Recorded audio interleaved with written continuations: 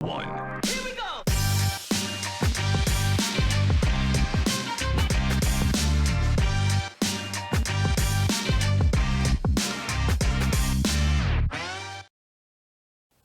Good day, viewers, and welcome back to yet another edition of We Talk. I am, of course, Precious Nitonapo, your host and presenter for today. So in today's edition, we have an interview with Carmen Swartbooi, who is from Exhuberant Outdoor Cinema, and she gets to share just a little bit about the outdoor cinema, the mobile cinema.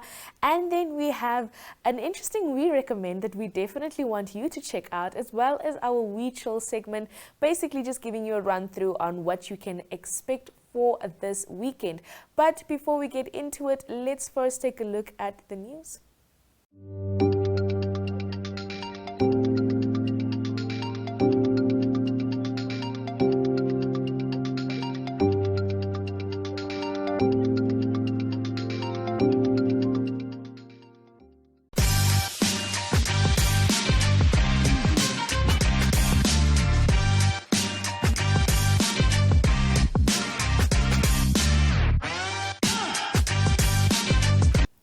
In today's news edition, we take a look at the Lion Rangers, who have just completed their workshop.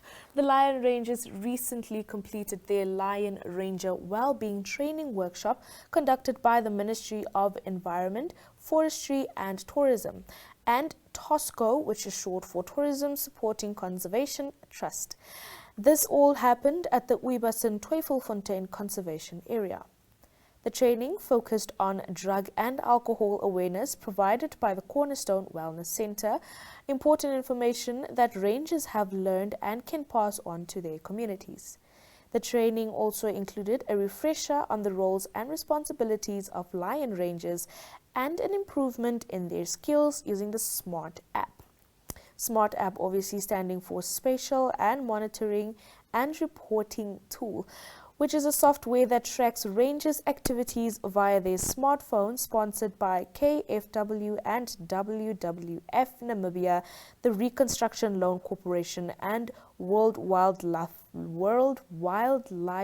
Fund. We would like to thank the KFW for covering the logistical cost for the training via the Community Conservation Fund of Namibia. The Conservation Travel Foundation of Ultimate Safaris Namibia for equipping the Lion Rangers with brand new uniforms, which included branded shirts, trousers, shorts, boots, hats and socks. And to Integral Rural Development and Nature Conservation for providing an additional set of much needed boots. Since June last year, foot patrols have covered more than 36 kilometers. We take a look at another news story which involves the Kanime bids City Police farewell by Jemima Ndebele. The head of the Windhoek City Police, Superintendent Abraham Kanime, officially retired on Friday. He led Namibia's only municipal police force since its establishment in 2001. He was also one of the founding members of the City Police. Kanime says, "My retirement today includes my 42-year career in public safety and security services. I am confident I have done everything I could have done. I have steered this metamorphical ship called the City Police through calm and rough waters. I paved a way to ensure that I laid a solid foundation going forward."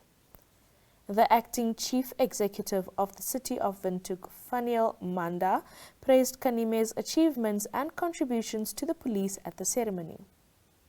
The chief of the city police was an outstanding leader and his dedication was unmatched. He has served the force with distinction for over 20 years, says Amanda. At the same time, it was announced that Deputy Chief Levi Ikela will temporarily act as the city police chief. Kanime thanked his colleagues for their support and hard work over the years. "I have created an outstanding team that will ensure the legacy of the city police will only continue to grow." A retirement parade was a fitting tribute to an outstanding officer, a man who served with praise and honor and who made an indelible mark on Windhoek's city police. For Kanime, it was a day to remember, and for the officers who served with him, a day to celebrate his achievements. Let's have a look at the video. I'm confident, and I'll repeat, I'm confident that I have done all that I could do. I have steered this metaphoric ship called the City Police through calm water and rough seas. I have propelled and paved a pathway to ensure that going forward, I have laid a firm foundation.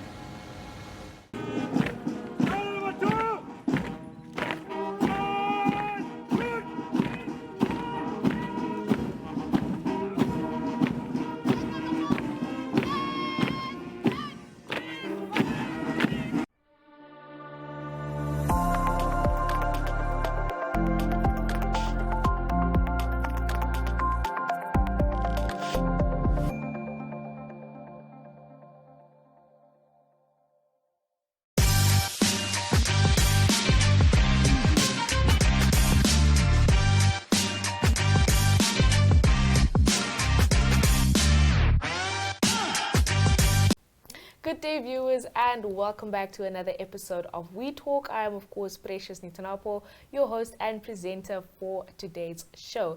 I'm seated here today with Carmen Swartbooi, all the way from Exhuberant Outdoor Cinema. Carmen, how are you doing? I'm good, Precious. How are you? I'm fine, thank you. So, Carmen, can you just give us a little run through the whole concept of the outdoor cinema?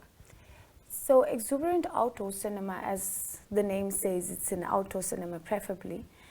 We are mobile cinema, so we go to our clients and we set up for them in the comfort of their home, wherever they prefer it. So it's basically an outdoor cinema in the comfort of your own space. Yes. Now, apart from going to clients and setting up where they, of course, prefer, do you also do larger screenings? Yes, I do. We've had a few large screenings at the Village Garden, as well as at the Handlebar, where the public is then invited to then come to this public screening on the grass, comfortable, with a blanket. Yes. As much as it's a great initiative, I just want to know how the idea came about, how you sat down and you thought, but let's actually give this a shot. Let's try this. So Exhuberant Outdoor Cinemas was birthed during COVID time, actually. The idea came during COVID, when you wanted to go to the cinema and you were just restricted from going to the cinema. But due to financial constraints, and as a movie person, I really love movies. If I would have chosen to be an actor, I would have. if it was up to me, but to you, yeah. You know, the traditional parenting. And I then sourced my funds, and then only last year we then launched Exhuberant Outdoor Cinema. Okay. Yes. So I hear you speak of we. Do you have a team that you work with? Yes, I currently have one person that's doing my marketing, and as well as a technical person that helps you with the setup at the clients' places. That's correct. So we're just three at the moment. Back to setting up at clients' places. I know first things first, you need a projector, and then you need a large screen. And we know that projectors don't come cheap. So do you leave your valuable equipment in the trust of your clients' hands, hoping that it comes back in one piece, or is there a form that they sign out, or how does it go? Yes, when we first started out, we first just rented it out and left it in the comfort of their home, because at the end of the day we still want them to have their own private time as a family together. So, but as time progressed and as we grew, we got a form where they sign, and for me then, for the insurance purposes, in case something happens, I always have to be prepared for that. Yeah, I know the outdoor cinema would actually be a great aspect for kids' parties or kids' gatherings, but then the thought of leaving your things in the hands of kids.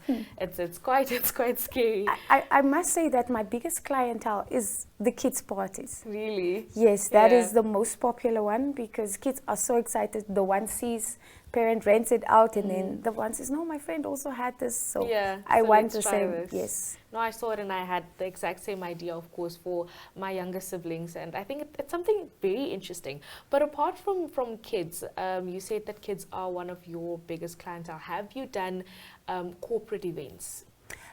We are looking at some corporate events. We've had some requests for some corporate events, but we've not yet started with it. But besides that, we've had soccer games. We the Premier League, at the guest house, we have that, and as well as karaoke night. Oh, We do nice. that as well, and Okay. gaming for kids Gamers, again. yes. Yes, the gamers. Yeah. The screen is big enough, and they really love that. Okay. Do you have any plans on moving out of Windhoek? So expanding to towns around Windhoek, Rehoboth, or maybe moving as far as Swakopmund? The plan is there probably later in the year. We Okay. would, once summer approaches, we would then go to the coast, try and expand to the coast, because we've been getting a lot of requests also from the coast. It's just we're the only branches here, Yeah. but we do cater for towns close to Windhoek, like Rehoboth and Okahanya, yes, Omeya and Frankenstein. Okay, I think that's quite interesting. Definitely something to keep an eye on or to keep a look out. If, of course, you want to reach out, it's Exhuberant Outdoor Cinemas. You can have a look at their Facebook page. But Carmen, I think that's the end of our interview. Do you have any last words to share with our viewers? I just believe, I don't know from who the quote is, but they said because you don't need to be great in order to get started. All you have to do is just start, and then you'll see your greatness. What a nice way to end it off. I think that is definitely something to take note of. But from Carmen and I, it's of course goodbye. Thank you.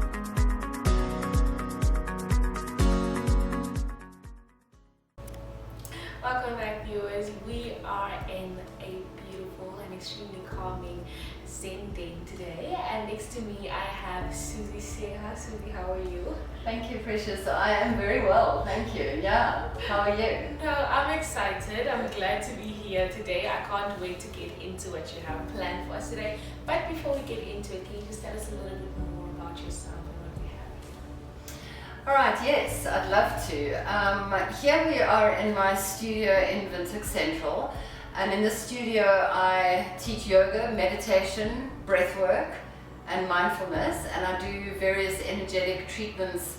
When I say energetic, I do sound journeys and transformational breathwork sessions and chakra balancing.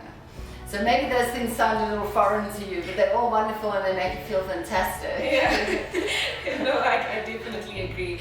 I know we don't have much knowledge about, breathing and so forth. So are you going to take us a little bit into that today? Yeah, absolutely. I'll tell you a little bit about yoga, breathing, anything you want to know. Yes. So why is it so important to have your breathing controlled during the whole process? Why is it important to take a moment and just... Well, because breathing can change our state. Okay. So by what I mean by saying that breathing can change our state is that even though breathing is something that happens automatically, you don't have to remind yourself to breathe. Your body automatically knows that it's going to breathe you. But at the same time, you can actually change your breathing to change the way the body responds and reacts and how you feel. Okay. So we can calm ourselves with breathing, we can bring balance, and we can stimulate.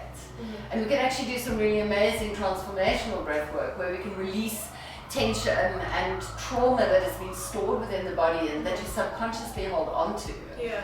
And so breathing is, besides it's life-giving, it's extremely powerful. So it's also a tool that we all have within us all the time. You need nothing else, just you and your breath. So it's accessible to everybody. I definitely think that's quite interesting. Yeah, very okay, interesting. so what practices do you have for us today? Just a few things to recommend to our viewers. Right, for breathing, you want to know for breathing or for yoga? Let's start with breathing and then we'll go into yoga. Breathing. Well, first of all, the most important thing is that we have to breathe correctly because that can really change the health. So we have to breathe through our noses. Okay. You can exhale through the mouth. That is calming, and I'll get there. But on a daily basis, if you just check in with yourself throughout the day and just notice, are you breathing through your mouth or are you breathing through your nose? And you should be breathing through your nose with your tongue resting on the hard palate behind the teeth, the upper teeth.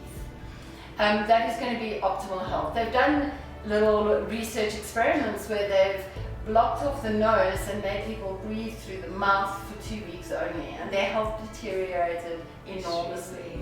And then they switched and they only breathe through the nose, and obviously the health came back up again. Our nose is designed for breathing. So I want you to all to check in with yourselves and see, are you breathing through your nose or your mouth? And actually, a lot of people breathe through their mouth at night, snoring. If someone is snoring really badly, you know they're breathing through their mouth. Yeah.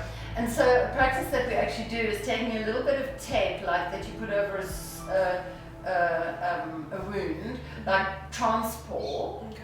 That's the name of the tape. And you take just a little bit, you stick it over your mouth to train yourself to not, you can still, open the sides of the mouth so it's not like over your mouth, it's not claustrophobic. And to train yourself to breathe through the mouth, through the nose at night. Okay. So that's my first tip. And then a go-to breath that we can all use to bring ourselves back into a state of balance.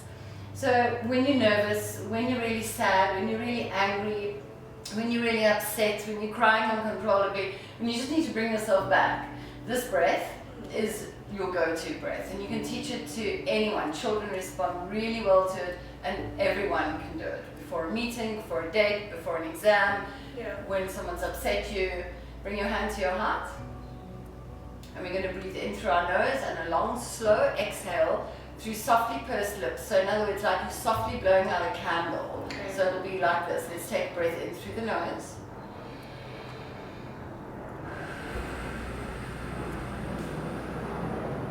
Another one in.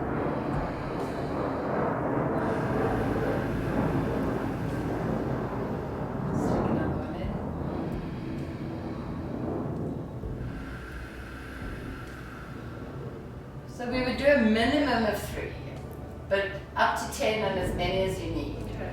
And this physically changes how we are. So it'll slow our heart rate down. Yeah. The vagus nerve picks up this message saying that you're chilled, she's calm, she's feeling good, so everything comes back to normal. Yeah. And it literally works. Okay. And so that is simple and easy and doesn't take too much to remember. So And that's all from a breathing technique. a couple of breaths. I mean, you literally can bring yourself back into this balanced state just with the breathing. You don't need anything special except your breath. Okay, and for yoga, what tips do you have for us? Anybody can do yoga. It is accessible to any body. You don't have to be and look a certain way to do yoga. You do not have to be flexible. It's like saying, like when people say, oh, I don't do yoga, I'm not flexible. It's like saying, I'm not going to eat because I'm full, or it's something opposite. Maybe that wasn't said quite correctly, but you know what I mean. Yes. You don't do it because you're already it. You do it to get there, and it's not about the end point. It's about the journey along the way as well. And so, really listening to your body and giving yourself a little bit of time. So it can very often be a lesson in acceptance and non-judgment and self-love as you work through your journey in yoga. Anybody can do it. And again, you do not need anything fancy. You need some loose-fitting clothes so you can move. You could have a mat, but you know, a mat doesn't make the yoga. Yeah. And so that would be my first thing, is give it a try. If you do not have access to a studio, but you do have access to online, there are lots of videos online that you can follow. There's some really, really good ones with all different levels of classes. Just give it a try. It is a beautiful practice. I got into it because I was looking for a form of exercise that I would keep up, because I'm actually a creative person, not a sporty person. And I tried all sorts of things, and it was always a big effort. Yeah. And then I tried yoga, and I felt different. And now I teach yoga, so clearly it felt very different. It felt very different.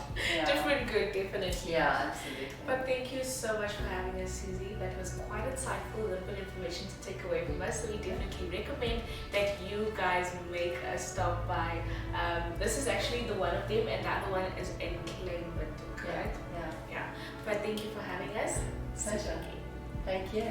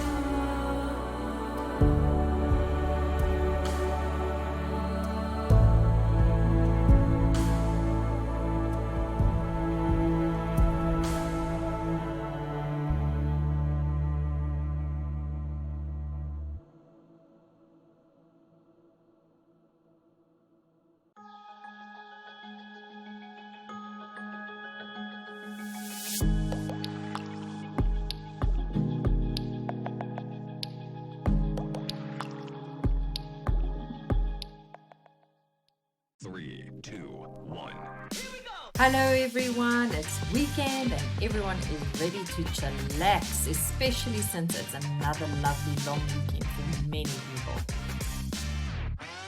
So listen up to what's on this weekend. For those who'd like to start their Saturday on an interesting note, at 6:30 a.m. there's a secret sunrise event at the Village in Windhoek. Tickets cost $100 via web tickets. Then, as from 11, the Midgard Estate plays host to the Wobbly Wine Warrior Race. Enjoy a fun market with food, wine, gin and entertainment, or make a weekend of it and stay over at the lodge. This is sure to be tons of fun. At 12 o'clock, Sound for Sight hosts Fokhof Polisiecar, a music festival in aid of charity. This takes place at the Smoky Mare in Windhoek. Tickets are between $250 and $350 via web tickets. At 3, Queen Elaine hosts a paint and sip event at the Iris Boutique Hotel in Walvis Bay. Tickets are $300. And finally, at 7:30, Drag Night Namibia presents a monochrome Met. This is a black and white extravaganza taking place at the Loft in Windhoek. Tickets cost $120 via web tickets or $150 at the doors. Finally, if you haven't seen it yet, Cutting the Flame of Curiosity is exhibited at the Bell House Atelier and Gallery until the 13th of May. Have a peaceful, safe weekend. Until next time, goodbye. Hello everyone, it's weekend and everyone is ready to chillax, especially since it's another lovely long weekend for many people. So listen up to what's on this weekend. For those who'd like to start their Saturday. Well, we've come to the end of our episode for today. That concludes We Talk. We had an interesting interview as well as a very interesting We Recommend. Not forgetting our We Chill segment, but for now it's time to end it off. But thank you for joining us.